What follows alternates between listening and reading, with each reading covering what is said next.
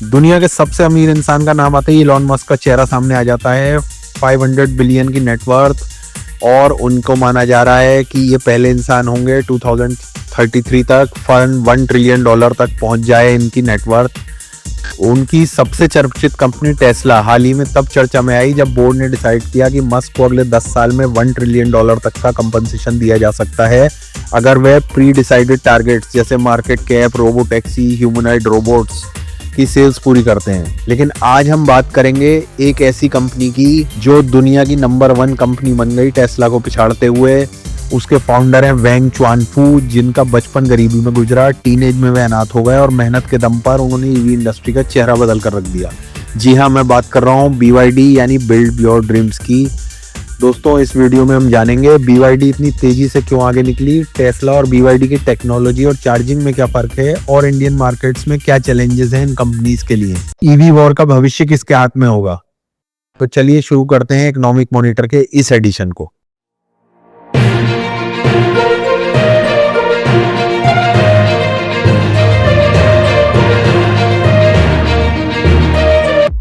To 2024 की बात करते हैं। ईवी इंडस्ट्री का बहुत बड़ा टर्निंग पॉइंट रहा ये। BYD ने 2024 में 4.27 मिलियन न्यू एनर्जी व्हीकल्स बेचे। न्यू एनर्जी व्हीकल्स होते हैं electric vehicles and plug in hybrid vehicles, दोनों बनाती है BYD।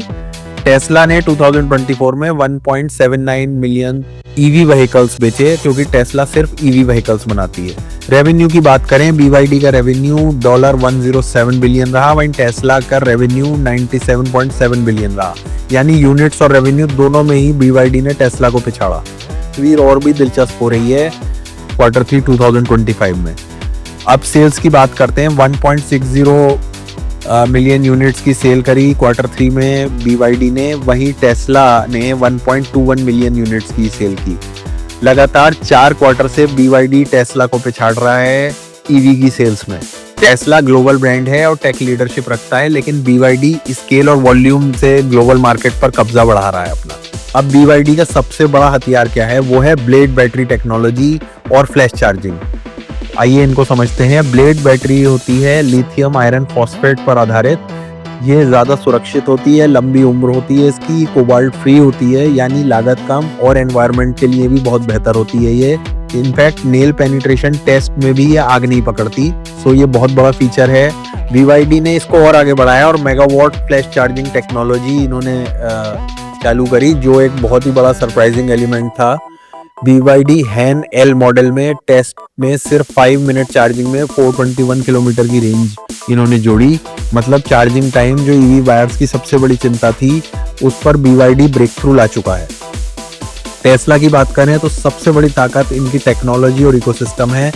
Full self driving mode पर टेस्ला गाड़ियां चलती हैं, ऑटो पायलट भी इसमें मौजूद है। ये सबसे बड़ा USP है इनका।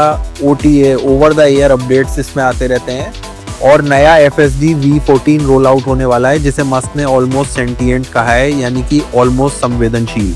सुपर चार्जर V4 टेस्ला का नया फास्ट चार्जिंग नेटवर्क 500 kV तक की क्षमता देता है। मॉडल 3 लॉन्ग रेंज सिर्फ 15 मिनट में 320 किलोमीटर तक की रेंज जा सकती है इसकी। यानी टेस्ला मोबिलिटी टेक्नोलॉजी में माहिर है और महारत हासिल कर रखी है। इन्होंने हाल ही में ग्रोक AI और नए विजुअलाइजेशन फीचर्स भी जोड़े हैं अपनी गाड़ियों के अंदर। अब बात करते हैं सबसे इंपॉर्टेंट मुद्दे की, वो है कि भारतीय कंज्यूमर्स के लिए जो बैटरी रिप्लेसमेंट कॉस्ट होती है वो कैसे पड़ती है। दोस्तों, ईवी की असली जान उसकी बैटरी होती है, लेकिन अगर किसी वजह से वारंटी के बाद भी बैटरी बदलनी पड़े तो हमें एनालिसिस करना चाहिए कि जेब पर कितनी भारी पड़ेगी।